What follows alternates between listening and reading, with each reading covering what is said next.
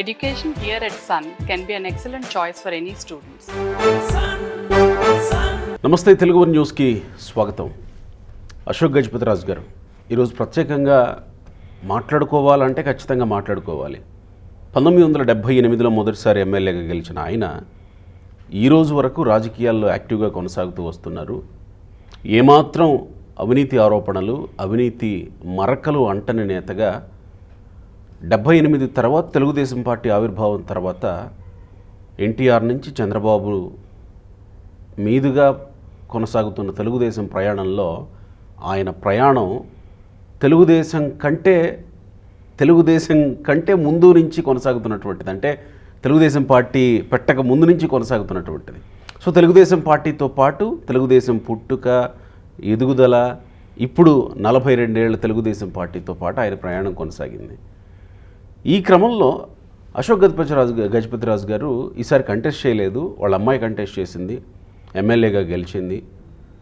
అయితే అశోక్ గజపతిరాజు గారికి మనం చూసాం, నిన్నంతా ఆయనకి గోవా గవర్నర్గా నియమిస్తూ ఉత్తర్వులు జారీ చేసింది కేంద్ర ప్రభుత్వం. అయితే ఈ క్రమంలో ఒక పోలిక మాట్లాడుకోవాలేమో అని అనిపించింది. జగన్మోహన్ రెడ్డి అశోక్ గజపతిరాజు గారిని ఎలా చూశారు, చంద్రబాబు నాయుడు అశోక్ గజపతిరాజు గారిని ఎలా చూశారు? అశోక్ గజపతిరాజు గారిని జగన్మోహన్ రెడ్డి గారు ఎలా పరిచయం చేయాలనుకున్నారు జనాలకి, చంద్రబాబు నాయుడు గారు ఎట్లా పరిచయం చేశారు? ఇప్పుడు అడుసుమిల్లి శ్రీనివాసరావు గారు ఉన్నారు మనతో, ప్రముఖ రాజకీయ సామాజిక విశ్లేషకులు. నమస్కారం అడుసుమిల్లి గారు. నమస్కారం అండి. నాకు ఎందుకో మీరు మాట్లాడితే బాగుంటుందేమో అని అనిపించింది ఈ విషయం, ఈ కంపారిజన్. ఆయనకి ఎలా కనపడ్డాడు ఈయన, లేదు ఈయన్ని ఎలా చూపించాలనుకున్నాడు ప్రజలకి, చంద్రబాబు నాయుడు గారికి ఎట్లా కనపడ్డారు, ఈయన ఎలా చూపించారు ప్రజలకి? ఇప్పుడు అశోక్ గజపతిరాజు గారు నిరాడంబరుడైన మహారాజు అండి. అంటే సాధారణంగా ఆ దర్పం, అహం ఇలాంటివి ఉంటాయి కొన్ని ఉన్నత స్థాయిలో ఉన్న వాళ్ళు. అంటే విజయనగర సామ్రాజ్యాధినేతలు వాళ్ళ పూర్వీకులు, వాళ్ళ తండ్రి గారు పివిజి రాజు గారు కూడా, ఇందిరాగాంధీ గారు కూడా వంగి నమస్కారం పెట్టింది వాళ్ళ తండ్రి గారి దగ్గర. అంటే అంత ఆనర్. అంటే గౌరవం ఎప్పుడు కూడా బలవంతంగా తీసుకుంటే, లాక్కుంటే వచ్చేదాన్ని గౌరవం అనరండి. వీళ్ళకి ఆ గౌరవం వీళ్ళు వద్దనుకున్న వస్తుంది, ఎందుకంటే వాళ్ళ ప్రవర్తన మీద ఆధారపడి ఉంటుంది. ముఖ్యంగా అశోక్ గజపతిరాజు గారి విషయంలో నేను నిజంగానే 78, మీరు అన్నట్టుగా నేను 78 ఇంటర్మీడియట్ చదువుతున్నాను. నేను అప్పటికే నాకు ఆసక్తి ఉండబట్టి అప్పుడు జనతా పార్టీ అది ఉండేది. అలాగా ఎవరు ఎక్కడ ఎమ్మెల్యేగా నిలబడ్డారు, ఎవరు గెలిచారు, చంద్రబాబు గారు కూడా అప్పుడే గెలిచాడు, రాజశేఖర రెడ్డి వీళ్ళందరూ కూడా ఆవు దూడ మీద, హస్తం మీద నాగలు పెట్టిన రైతు నుండి జనతా పార్టీకి. ఇలా వీళ్ళందరి మీద నాకు అవగాహన ఉండేది అప్పట్లోనే, తెలంగాణ నుంచి కానీ ఆంధ్ర నుంచి కానీ. ఎందుకంటే అదో పిచ్చిలేటుగా ఉంటాను, ఇది వ్యసనమేమో అండి. రాజకీయం మీద, రాజకీయాలు ఉండటమే కాదు, రాజకీయాల పట్ల ఆసక్తి ఉండడం కూడా ఇది ఒక వ్యసనమే అనుకుంటాను నేను. అది మంచితో చెడ్డతో తెలియదు కానీ. అయితే రాజుగారిని అబ్జర్వ్ చేస్తుంటే ఆయన ఎప్పుడు చూసినా ఆయన వార్తల్లో ఎలాంటి వార్తలు వస్తాయంటే, ఆయన ఒక రైల్వే స్టేషన్లో ఒక సామాన్య పౌరుడిలాగా ప్రయాణికుల్లా కూర్చోవడం, లేదా విమాన ప్రయాణం చేస్తున్నప్పుడు విమానయాన శాఖ మంత్రిగా ఉండి కూడా ఆయన ప్రత్యేకంగా విఐపి లాంజ్లు అవి ఉంటాయి, అలాగే విఐపి ట్రీట్మెంట్ ఉంటుంది. వాళ్ళు ప్రత్యేక తరగతి పౌరులుగా చూస్తారు మామూలుగానే, ఒక ప్రోటోకాల్. అవును కదా. అవన్నీ త్రోసిరాజనైనా సాధారణ పౌరుల్లాగా అందరితో కూడా బస్సులో ఎక్కి ఆ ఫ్లైట్ వరకు వెళ్ళటం. ఒక స్కూలుకు సంబంధించి ఎక్కడో 2014 ఆ ప్రాంతంలో ఎప్పుడో ఒక స్కూల్ దగ్గరికి వెళ్ళినప్పుడు ఆ పిల్లలు వాళ్ళు అన్నీ చూసి ఒక ఎమోషనల్కి వెళ్ళిపోయి దుఃఖించేసాడు ఆయన. అంటే ఆగకుండా చెలియల కట్టి దాటిన వరదలాగా వాగులు వంకలు చెలియల కట్టి దాటి వెళ్ళిపోతూ ఉంటాయి వరదలు వచ్చినప్పుడు. అలాగే అది ఆపిన మీకైనా నాకైనా ఒక రకమైన ఎమోషన్ బ్రేక్ అయిపోయినప్పుడు ఏమవుద్దంటే ఆపినా ఆగదు దుఃఖం. అది ఆనందమా ఆనంద బాష్పాల, ఉద్వేగభరితమైన దుఃఖమా, లేకపోతే విషాదమా, ఏది కూడా తెలియదు మనకు. ఒక రకమైన అయోమయ స్థితిలో ఉంటాం, కానీ వర్షిస్తూ ఉంటాయి కళ్ళు నిరంతరం మేఘం గర్జనలాగా. ఇలాంటి పరిస్థితుల్లో ఆయనలో ఆ ఎమోషనల్ పార్ట్ చూసిన తర్వాత నిజంగానే ఏ man with humanity touch of man అనిపించిందండి. వాళ్ళ పిల్లలు కానీ వాళ్ళంత క్రమశిక్షణతో ఉంటే ఎంత వినయ విధాలతో ఉంటారు అనుకుంటున్నారు వాళ్ళు. కానీ జగన్మోహన్ రెడ్డికి ఎందుకు ఆయన అలా కనపడ్డారు? అంటే మీకు అలాంటివన్నీ అంటే నేను ఇక్కడ ఈ పోలిక నేను జగన్మోహన్ రెడ్డి గారి గురించి అంటలేదు, కానీ సాధారణంగా చెప్పి ఇది గాడిదకి ఏం తెలుసు, గంధపు చెక్క వాసన అంటే గాడిదకి ఏ వాసన అని ఒకటే కదా. దానికి ఇంకో రకంగా కూడా చెప్తారు, గాడిదకి ఏం తెలుసు అటుకులు రుచి అని. దానికి ఒట్టిగడ్డ వేసినా ఒకటే, అటుకులు పెట్టినా ఒకటే. మనం అటుకులు తిన్నాం అనుకోండి, కొత్త ధాన్యం రాగానే అటుకులు కుమ్మించుకు తింటే కమ్మటి వాసన వస్తూ ఉంటుంది. అది పాలల్లో వేసి తినొచ్చు, కారం ఉప్పు కలుపుని తినొచ్చు, లేకపోతే ఉడకబెట్టుకుని బెల్లం వేసుకుని దాన్ని తీయటి ఆ పాయసంలో అటుకులు పాయసం చేసుకుని తినొచ్చు. ఈ రకరకాలు తినొచ్చు, మనం ఆస్వాదిస్తాం మనం ఆ రుచిని. కానీ గాడిదకి ఏదైతే నారికలా మడతడి తినేస్తూ ఉంటుంది, లాగేసుకుంటుంది. నారికలా దాని మీద పెట్టి అద్దుకుని లోపల లాగేసుకుంటుంది. అంటే ఇక్కడ నేను జగన్మోహన్ రెడ్డి గారి గురించి ఆ పోలికి చెప్పట్లా. ఆ విలువ ఎవరికి తెలుస్తుందో వాళ్ళకి తెలుస్తుంది. మనం అటువంటి వ్యక్తుల్ని గుర్తించి గౌరవించకపోతే అటువంటి వ్యక్తులు అంతరించిపోతారు, అరుదైపోతారు. అటువంటి వ్యక్తిత్వాలు మనకు కనపడం మళ్ళీ. ఎగ్జాక్ట్లీ. ఇప్పుడు ఆ వ్యక్తిత్వాలను ఆదర్శంగా తీసుకోవాలి, ఆ వ్యక్తిత్వాలను గౌరవించాలి. లేదనుకోండి కొన్నాళ్ళకి అంతరించిపోతాయి. అంటే మనకు అందరికీ కనిపించేది ఏంటంటే చాలా నిరాడంబరంగా ఉంటాడో, రైల్వే స్టేషన్లో అందుమే కూర్చుంటాడో, లేకపోతే ఎయిర్పోర్ట్లో ఇలా ఉంటాడు ఇది అనుకుంటున్నాం. ఇంతే కాదండి, ఆయన పదవులు తృణప్రాయంగా తీసుకుంటాడు. ఎవరన్నా పిలిచి ఈ మంత్రి పదవి చేయమంటే సరే అంటాడు, లేదంటే మొదలుకుంటూ కూర్చుంటాడు. అంతేగాని పదవి కావాలి, నాకు ఎందుకు రాలేదు, నేను రాజకీయం కష్టపడ్డాను, ఇలాంటి మాటలు ఉండవు ఆయన దగ్గర. మీరు గమనించండి. అంటే పదవుల్ని ఆయనకి అలంకారం కాదు, ఆయనే పదవికి అలంకారంగా భావించే పరిస్థితి ఒక అలౌకిక స్థితి అంటారు దాన్ని, అబౌవ్ ది ఆల్. అలాంటి పరిస్థితుల్లో ఉన్నవాళ్ళు ఆ వ్యక్తిత్వాన్ని మనం కొలటానికి కొలబద్ద ఏదండి? ఇక్కడ చంద్రబాబు నాయుడు గారు ఏదో ఉద్ధరించేసాడని నేనేమంటలేదు, గౌరవించాడు. చంద్రబాబు గారు గౌరవిస్తాడు అటువంటి వ్యక్తుల్ని. ఇక్కడ మీ జగన్మోహన్ రెడ్డి పేరు అప్పుడే వద్దాం ఆయన దగ్గరికి. జగన్మోహన్ రెడ్డి గారు కానీ వాళ్ళ నాన్నగారు కానీ తండ్రి కొడుకు, అంటే రాజశేఖర రెడ్డి గారు, జగన్మోహన్ రెడ్డి గారు తండ్రి కొడుకులు ముగ్గురు రాజుల కథ మీరు వినాలి. ముగ్గురు రాజులు సత్యం రామలింగరాజు గారు. కంప్యూటర్లో సాఫ్ట్వేర్ ఉద్యోగాలు, మెడలో బ్యాట్ చేసుకుని టక్ చేసుకుని తలను ఉన్నగా దూకుని ఆఫీస్కి వెళ్ళటం, 2 చేతులతోటి 4 అంకెలు 5 అంకెల జీతాలు తీసుకోవటం అనేటువంటిది మొదలైంది ఎక్కడండి? ఈ ప్రపంచంలో ఐటీ విప్లవం ఎప్పుడో వచ్చి ఉండొచ్చు. మన ఆంధ్రప్రదేశ్లో మీకు ఐటీ ఎంప్లాయీగా పరిచయం అయింది ఎవరి ద్వారా? సత్యం కంప్యూటర్స్. అంటే ఐటీ జాబ్ అంటేనే ఇప్పుడు మినరల్ వాటర్ అనేక మంది తయారు చేస్తారు, కానీ ఏ వాటర్ అయినా సరే బిదలరీ అనేవాళ్ళు చాలా. ఇప్పుడు అంటే రకరకాల మాట్లాడుతున్నాం, కానీ అంటే ఏ వాటర్నైనా సరే బిదలరీ అనేవాళ్ళం. మాకు చిన్నప్పుడు ఏ కూల్ డ్రింక్ అయినా గోస్పాట్ అనేవాళ్ళం. అంటే ఏ కూల్ డ్రింక్ అయినా వచ్చు. అంటే ఆ బ్రాండ్ విశిష్టత విలువ అటువంటిది. అటువంటి వ్యక్తి అనేక ఫౌండేషన్లో చాలా బైరాజ్ ఫౌండేషన్ స్థాపించి అనేక మంది యువతకి శిక్షణ ఇచ్చి ఉద్యోగాలు కల్పించి ఒక రేంజ్కి వెళ్ళిపోయాడు ఆయన. అంతేకాకుండా 108 ఆరోగ్యశ్రీ అసలు ఎవరిదాకా ఉన్నారు? అది ఆ రూపకర్తలు వాళ్ళు. చంద్రబాబు నాయుడు గారు ఆయన అప్పుడే గుర్తించి బిల్ క్లింటన్ ఇలాంటి వాళ్ళు పక్కన కూర్చోబెట్టాడు. రాజశేఖర రెడ్డి గారు వచ్చిన తర్వాత అతన్ని మరి ఏం చేశారో తెలియదు, కానీ ఇలా తెల్ల చేసేసి ఆయన జైల్లో పంపించేశాడు. అంటే జైల్లో పంపించేసాడు రాజశేఖర రెడ్డి గారు. ఇంత తప్పు లేదా అని వితండవాదం చేస్తే డెఫినెట్గా ఏం తప్పులేదు. ఆయన పని ఆయన చేసుకుని ఇవ్వలేదు. దీని వెనకాల చాలా అంటే కాన్స్పిరసీ వివాదాస్పదమైన వ్యాఖ్యలు చేయాల్సి వస్తుంది దీని గురించి మాట్లాడితే. దాంట్లో జోలికి పోదలుచుకోలేదు. అలాగే రఘురామకృష్ణరాజు గారు, ఆయన వైసీపీలో చేరాడు, లేకపోతే అంతకుముందు టీడీపీలో ఉన్నారో, అంతకుముందు మళ్ళీ వైసీపీలో ఉన్నారో, ఏమైనా కానివ్వచ్చు. రాజశేఖర రెడ్డి కుటుంబానికి అత్యంత సన్నిహితుడైన జగన్మోహన్ రెడ్డి గారు అంకుల్ అని కూడా పిలిచేవాడండి ఆయన్ని. తర్వాత ఈ ముఖ్యమంత్రి అయిపోయిన తర్వాత అంకుల్ని పిలవలేకపోయి ఉండొచ్చు.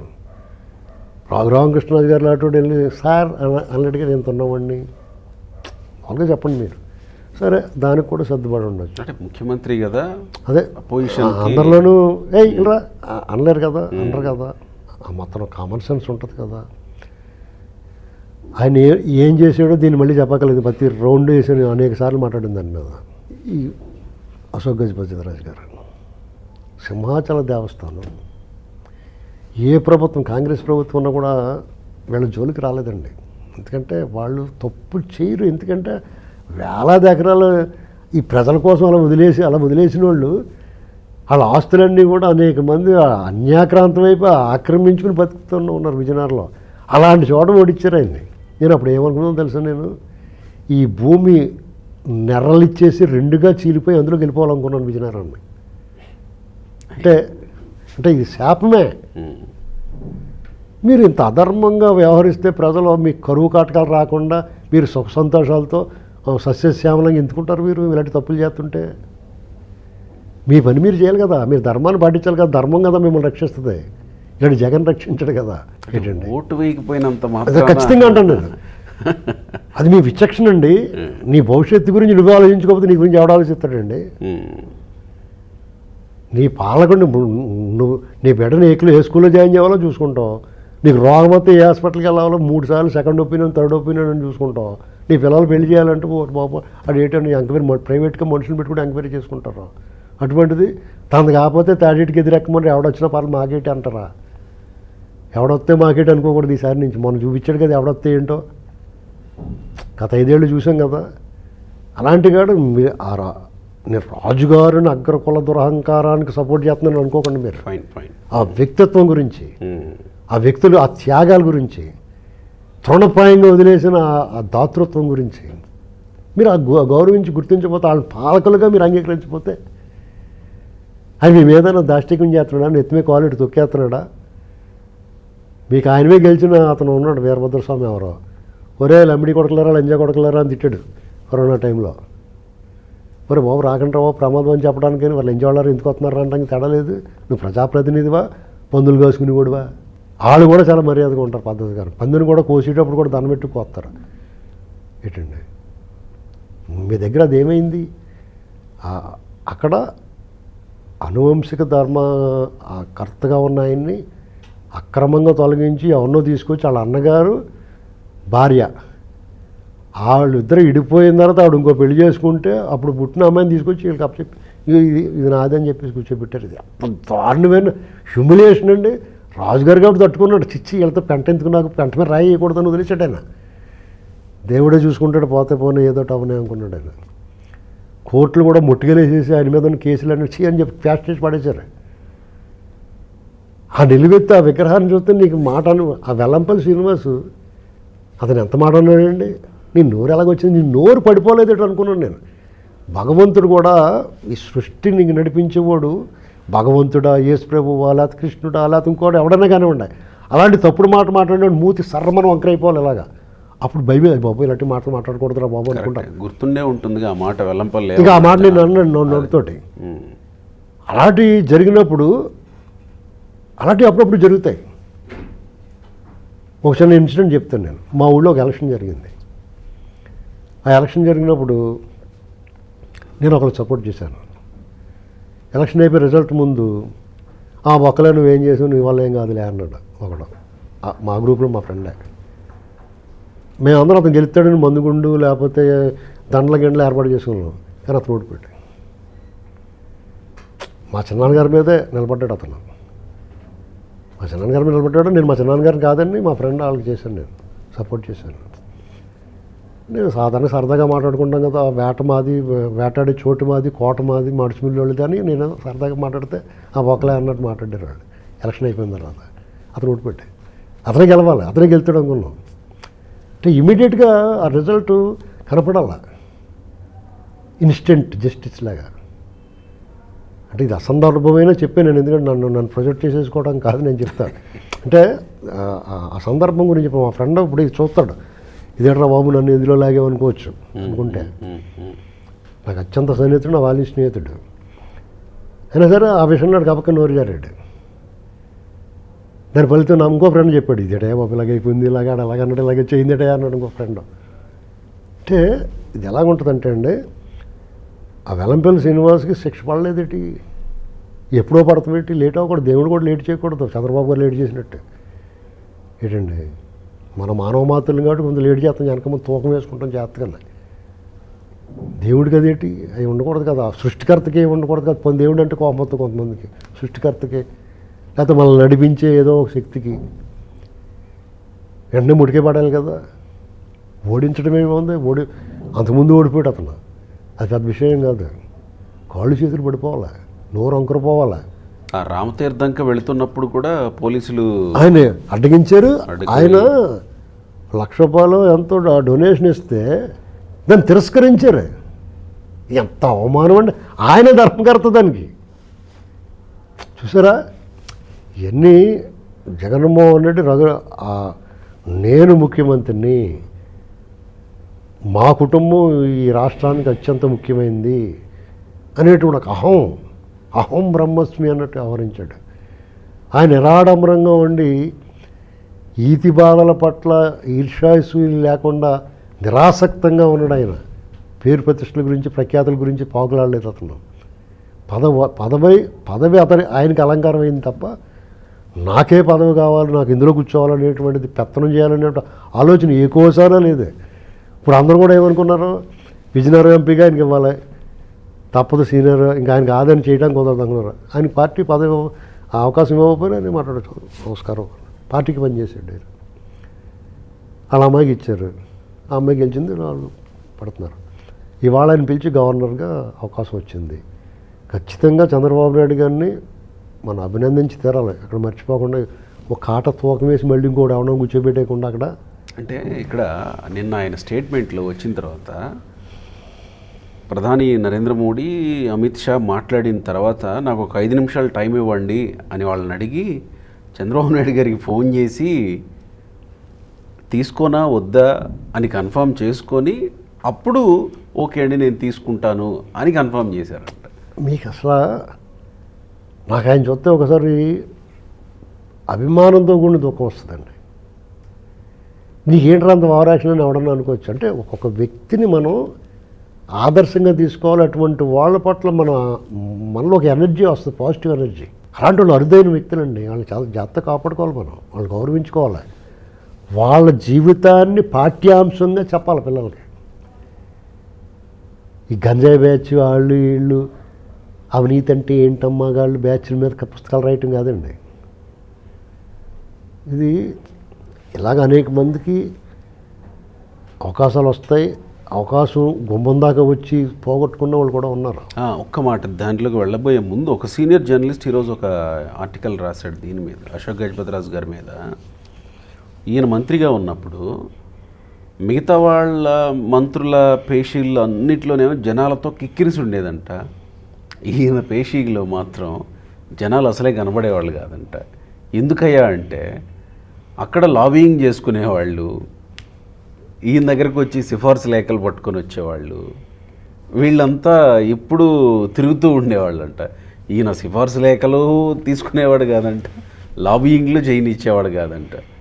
ఎవరు వెళ్ళినా ఏదన్నా పని ఉంటే నేరుగా వెళ్ళి మాట్లాడి వచ్చి పని చూసుకొని పోతూ ఉండేవాళ్ళు అంట.